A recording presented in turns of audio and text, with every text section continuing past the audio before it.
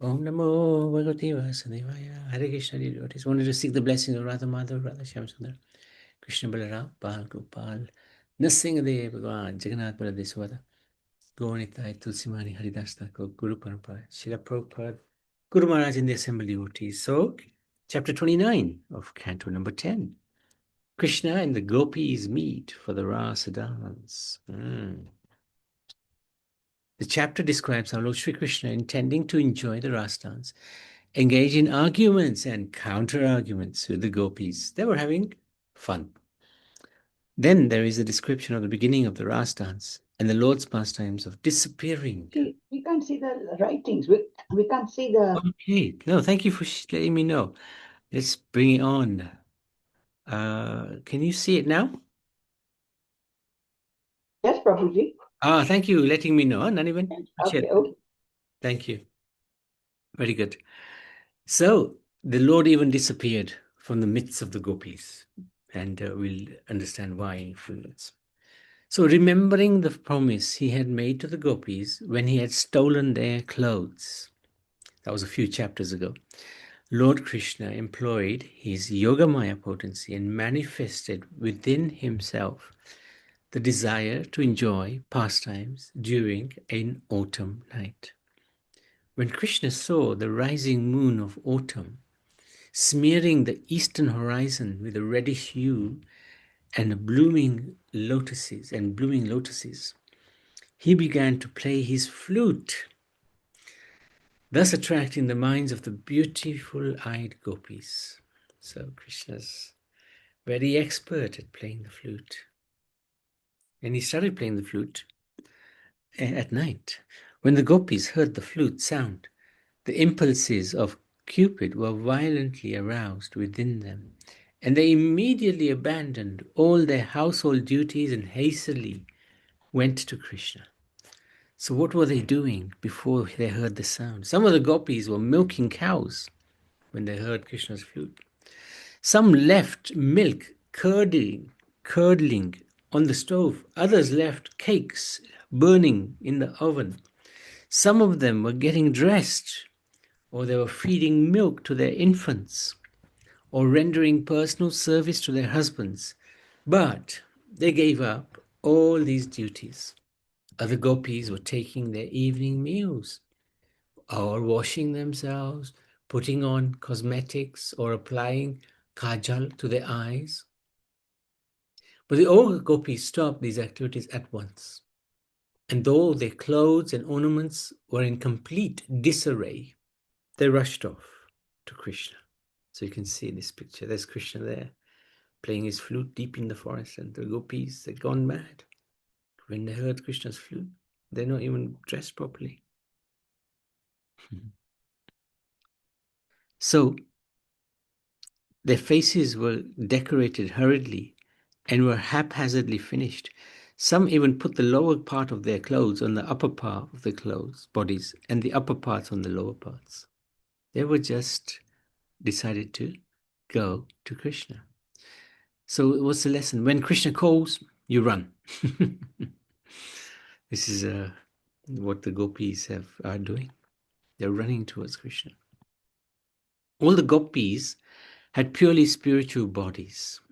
But when some of the gopis' husbands and other family members stopped the young girls from going, Lord Krishna arranged for them to temporarily exhibit material bodies, which they then left at the sides of their husbands. In this way, they deceived their relatives and went off to meet Krishna.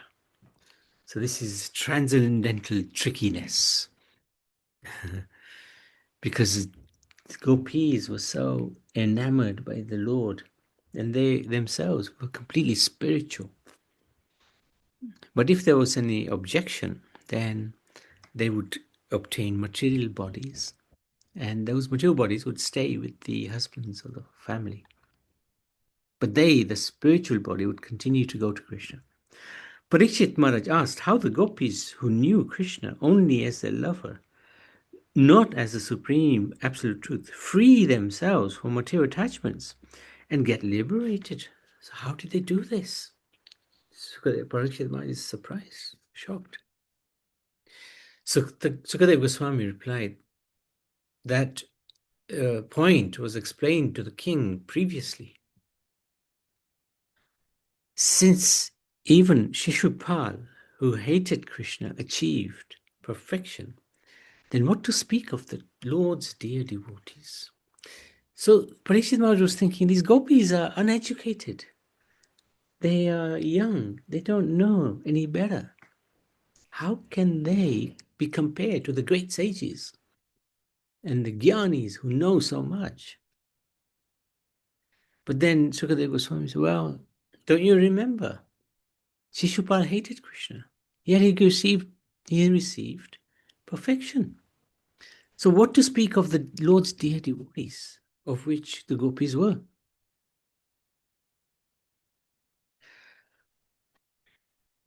Supreme Lord is inexhaustible and immeasurable. He is untouched by material modes because he is their controller.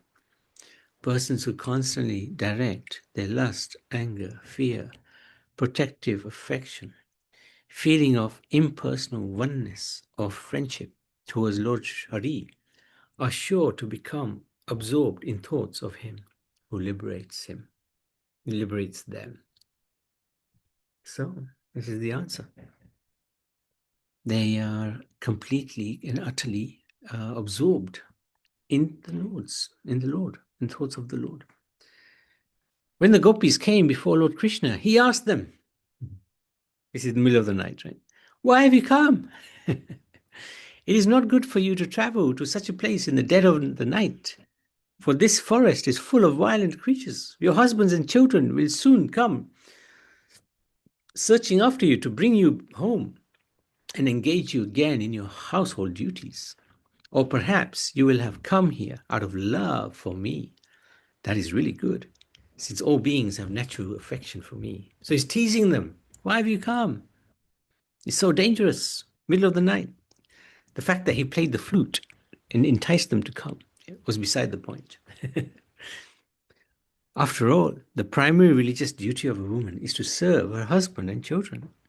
For a respectable woman to consort with a paramour is totally incompatible and sure to obstruct her progress to heaven.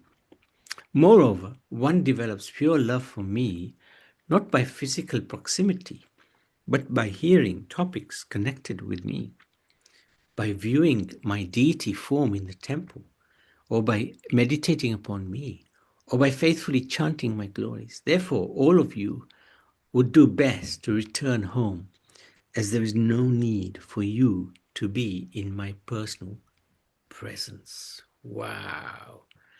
This is heavy stuff by Krishna. These gopis had come in the middle of the night. He's saying to them, you don't actually need to be with me. Hare Krishna, Prabhuji. Yes, Bhagavan.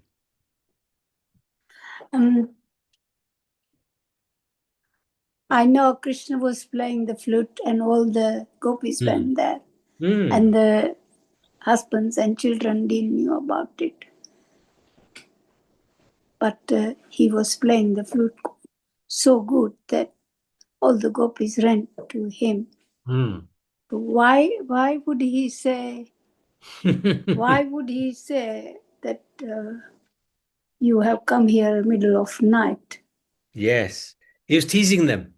But then he was telling that your husbands and children don't know about it. Yeah. You must go home. Yeah, that's right. That's what he was teasing them. This is how he's teasing them. He was just checking what they will do, how they will react. So he was just teasing them. He was testing them. But really, he wanted the gopis there. Oh, yeah. That's why he was playing the flute. Yes. That's why he was playing flute. Even that time, Radha also coming or no? Oh, yes. Absolutely. She's the main gopi. Yeah, and the gopis were already had their own children and her husband. Yeah. But Radha was on her own, like she was not married. But No, she still went there. No, she was. She had Abhimanyu as her husband. That's Oh, right. Radha? Yeah, that's correct. Radha, how can Radha have Abhimanyu? Because actually Abhimanyu is not different from Krishna. He's actually the same, but also different. So when this is part of the Leela. Oh, okay. Radharani is also married, has a mother-in-law called Jatila and a sister-in-law called Kutila. That's right. Yeah, you did say this before. Yeah. All right. Hare Krishna, It's part of the Prabhuji. pastime, Leela. All right. Okay. Hare Krishna, Prabhuji. Thank you. Oh, ladies of Vrindavan. So just summarizing, Krishna said, "You are very dear to me. I am pleased that you have come here. What can I do for you?" So cheeky. What is the purpose of your coming here in the dead of night? Kindly take your seats and let me know what I can do for you. The gopis said, Krishna, you are very cruel. You should not talk like this. We are fully fledged, surrendered souls. Please accept us. Of course, you are the supreme personality of Godhead and can do whatever you like. So they have this realization, but they also have this great feeling towards the Lord. And the lesson to learn, we can pray with our hearts and the Lord will accept our prayers. So, the gopis became morose. They felt great anxiety after hearing this from Krishna. Their heads hanging down, the gopis scratched the ground with their feet, toes. Tears flowed from their eyes. They stood silently, bearing the burden of their unhappiness. And then, giving up everything for Krishna, they replied with agitation. So this is I think this is the Gopi Geet, isn't it? I remember now. I think it is. Anyway, it is very unfair for you to reject young girls who have abandoned everything in their lives to come to you with the exclusive desire to serve you. By serving our husbands and children, we received only pain. Whereas by serving you, the dearmost soul of all living beings, we will perfectly fulfill the true religious duty of the self. How can we go back to Braj? What would we do there? What woman will not deviate from her prescribed duties as soon as she hears your flute song and see your form, which enchants the three worlds? Just as the Supreme Lord Vishnu protects the demigods, you destroy the unhappiness of the people of Vrindavan. To approach your lotus feet, we abandon our families and homes. We have no desire other than to serve you. Our hearts are burning with intense desires, generated by your beautiful, smiling glances. O jewel amongst men, please make us your maidservants. Therefore, you should immediately relieve the torment we have felt because of separation from you. Wow. Beautiful prayers, magnificent prayers. Upon hearing the gopis, Krishna smiled, and wanting to please the gopis, he, who is always satisfied in himself. Another name for him is Atma Rama. Atma Rama. Rama means he's always happy within himself. But he responded to their appeals by playing with them in various pastimes. As the gopis sang his glories, he loudly sang in return. Krishna went with the gopis to the bank of the Yamuna, where the sand was cooling and the wind bore the fragrance of lotuses. There Krishna threw his arms around the gopis and embraced them. But when this show of attention made them a little proud, so the gopis, they were so happy. Krishna was now with them. And each gopi was thinking, Krishna is just with me alone. Krishna had expanded himself. As many gopis there were expansions of the Supreme Lord. And then the gopis felt some pride. Krishna is only with me. He only loves me. Something like that. And that pride, Krishna detected it. And he humbled them by suddenly disappearing from the arena of the Rasa dance. He just disappeared. So just a quick summary. Although Krishna is the Supreme Personality of Godhead and thus has no desires that need to be fulfilled because he's always full with six opulences, he wanted to fulfill the desires of the gopis, but he also wanted to enjoy the company of the gopis in the Ras dance. So this is the famous Ras dance when he was 8 years and 1 month old. The Ras dance and Krishna's association with the gopis appear like the ordinary mixing of young boys and women and girls. But we should be careful. This Ras dance is not a mixing of young girls with young boys. It's a mixing of the Supreme Lord with his pure devotees. The dancing of young boys and girls within the material world is in the kingdom of Mahamaya, or the external energy. The Ras dance of Krishna with the gopis was on the platform of Yoga Maya, i.e. on the spiritual platform. The difference is that on the Mahamaya platform, dances take place on the basis of sense gratification of lust, whereas the gopis' interaction with Krishna is on the spiritual platform of love. So very important to understand this. This is a big difference. And the lesson is the pastimes of Krishna are completely spiritual. They're not ordinary pastimes.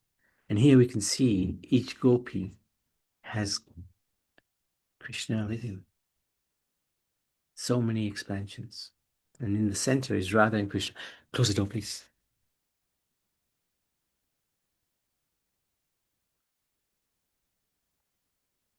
Chapter 30.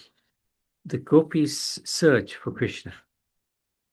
This chapter describes how the gopis, tormented through the night by separation from Krishna, wandered like mad women from forest to forest in search of him. So, just going back a little bit, the gopis, however, soon began to feel very proud, thinking themselves to be the most fortunate women in the universe due to being favored by the company of Krishna. Lord Krishna, who is known as Keshav, could immediately understand their pride caused by their great fortune by enjoying him personally. And in order to show them his causeless mercy, he immediately disappeared from the scene, exhibiting his opulence of renunciation. So he's the greatest renunciate. So it was a lesson. We should be careful that we do not also become proud. Of course, the girls are very special personalities, and this is part of the Leela between them and Krishna. When Krishna disappears, he doesn't actually disappear to upset the gopis. He disappears to increase their love for him. And it does. The love for Krishna in separation is multiplied many, many times. And within, the gopis are in great ecstasy, although outwardly they're looking very distressed. Krishna had disappeared because of their pride. The gopis were aware of the reason for Krishna's sudden disappearance. They could understand that when they had been enjoying Krishna, they thought themselves to be the most fortunate women within the universe. And since they were feeling proud, Krishna had disappeared to curb the pride. Lesson to learn. It's very important to understand when we have made a mistake and try to correct the mistake. So, let's talk about this chapter itself. When Sri Krishna suddenly disappeared from the arena of the Ras dance, the gopis, their mind fully absorbed in thoughts of him, felt great sorrow and began looking for him in various forests. From all the moving and non-moving creatures, they asked for news of Krishna's whereabouts. They even asked the trees about him. They'd gone a little mad. Oh, Ashwatha tree. Oh, Praksha. Oh, Nyagroda. Have you seen Krishna? That son of Nanda Maharaj has gone away after stealing our minds with his loving smiles and glances. Oh, Kurubaka tree. Oh, Ashoka. Oh, Naga. Oh, Punaga and Champaka. Has Balaram's younger brother, whose smile removes the audacity of all pride women, passed this way?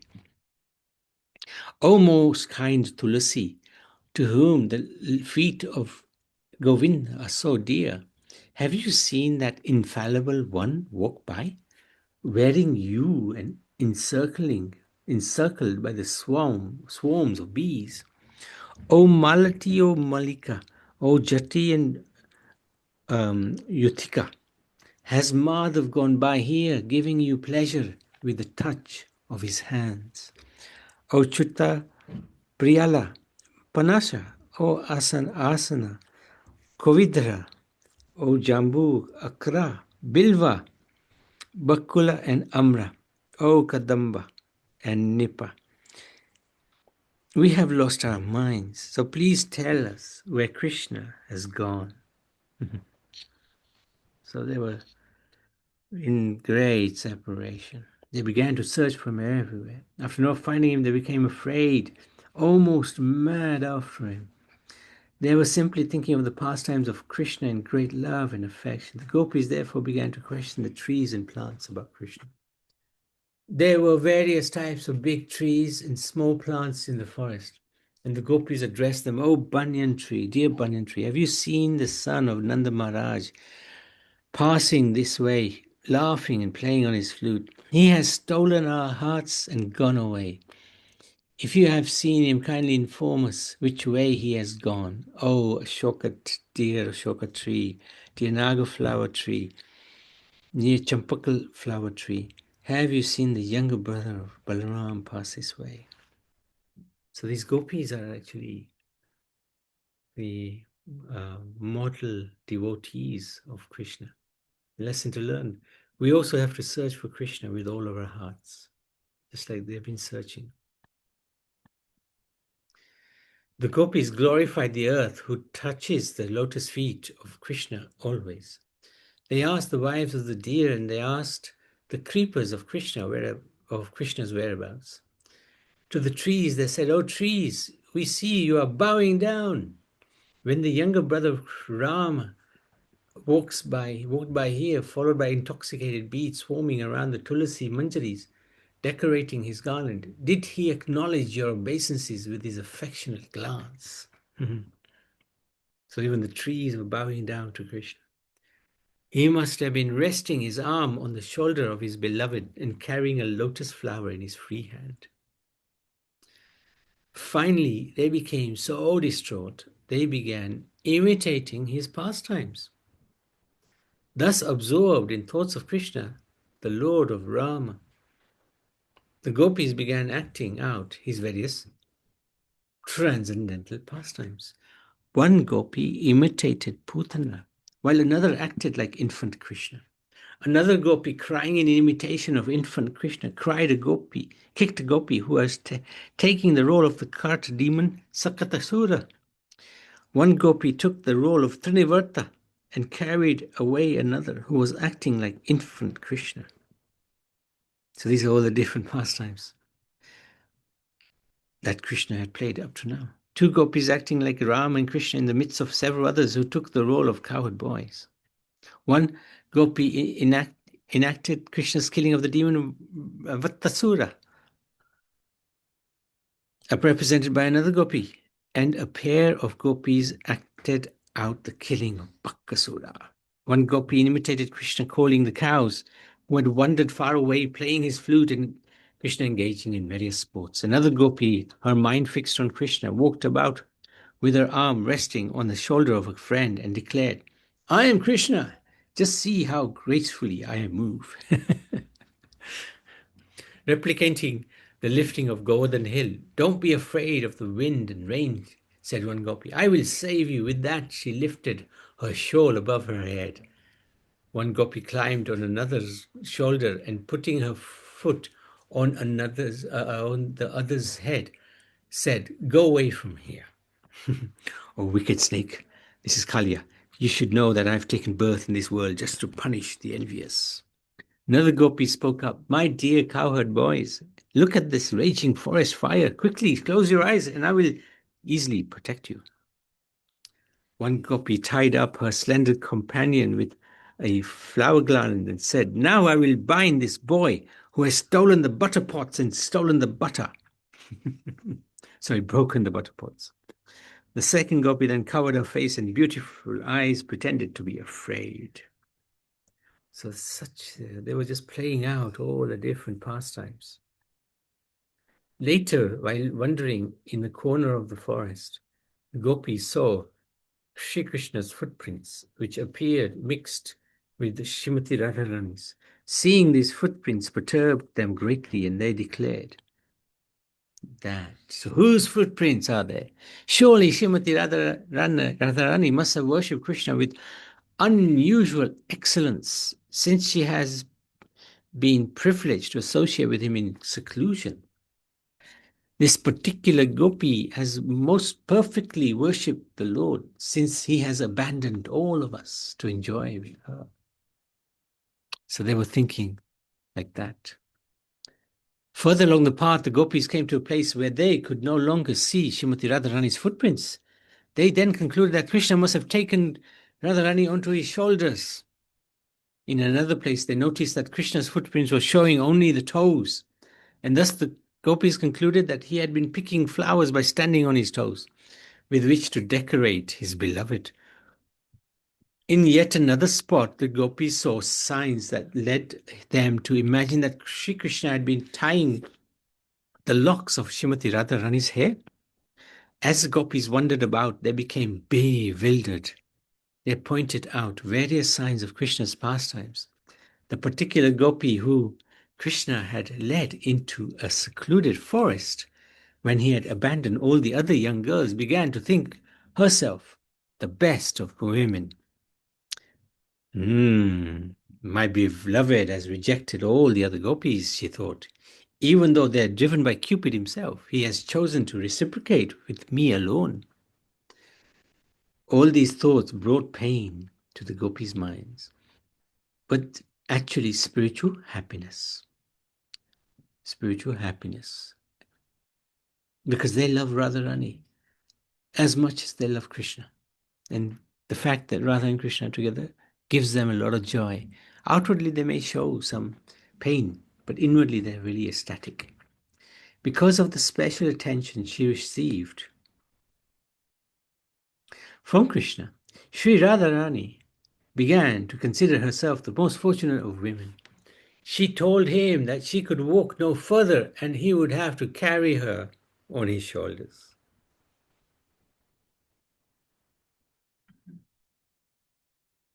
Thus addressed, Lord Krishna replied, "Just climb on my shoulder." But as soon as he said this, he disappeared. His beloved consort then immediately felt great remorse. Srimati Radharani, extremely troubled, then began looking everywhere for him. And when she finally met her gopi girlfriends, she related to them what had happened. So now Krishna had even walked away from Radha. All the gopis then went to look for Krishna in the forest, entering the depths of the forest, going as far as the moonlight reached. But when they found themselves engulfed in darkness, they decided to turn back and return to the shores of the Yamuna. Their minds absorbed in thoughts of him, they then conversed about him, acting out his pastimes again, and felt themselves filled with his presence. So when they're doing this, they actually have more consciousness of Krishna than even when he's with them. This is the idea of the separation. The separation brings the hearts closer and more intense, even than the meeting. And this is why Krishna bestowed them this blessing. By being separated from them, he made them even more attracted to him. They completely forgot about their homes as they loudly sang the glories of Krishna's transcendental qualities. Meditating on Krishna and eagerly hoping he would come, they sat down together to sing of him. So, Krishna's watching them.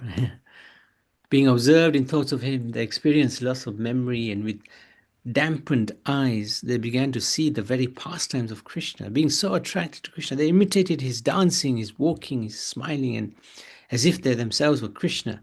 Due to Krishna's absence, they were all became crazy. Each one of them told the other that she was Krishna himself.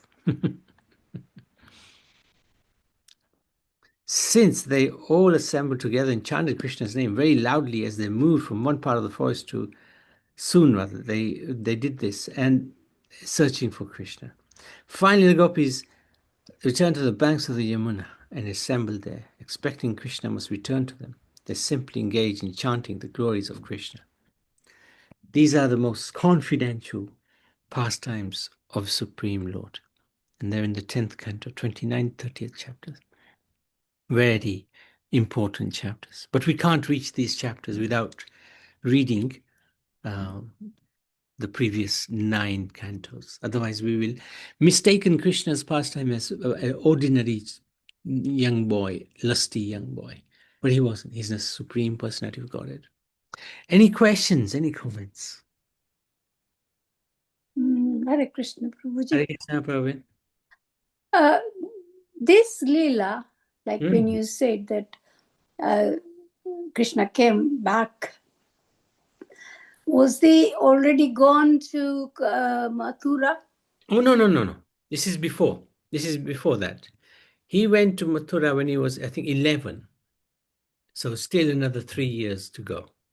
Yeah. So he's still in Vrindavan. He just disappeared from their vision temporarily.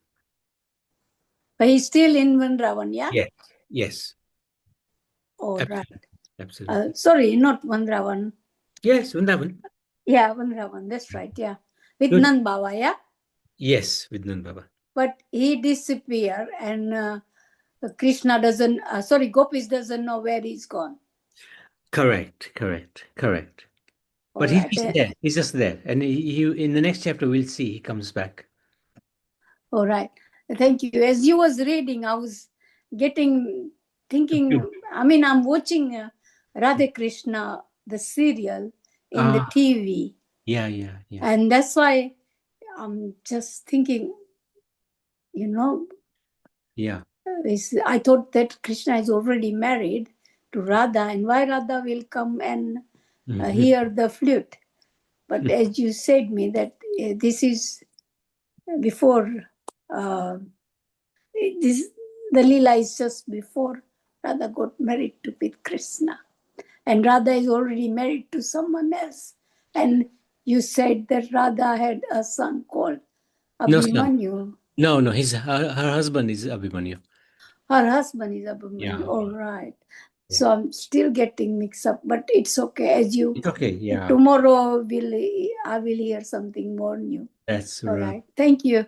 Thank Hare you. Krishna, Prabhuji. Thank you. It's nice to know some of the deep things which we don't know at all. Yes, very true. Very true. Right. Thank you. Hare Krishna, Prabhuji. Much. Hare Krishna. Anybody else? Any questions or comments? And otherwise we can stop here. Okay. Srimad Bhagavad Purana ki jai. Shri Radha Krishna Bhagwan ki jai.